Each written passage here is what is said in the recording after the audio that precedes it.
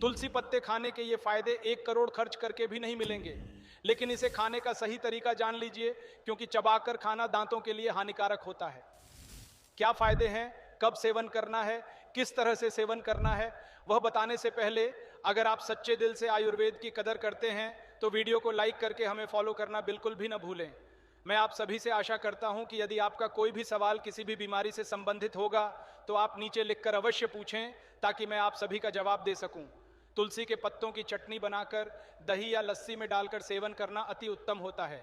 तुलसी का रोजाना सेवन खून को शुद्ध करता है, स्ट्रेस हार्मोन को कम करता है और डिप्रेशन में जाने से भी बचाता है।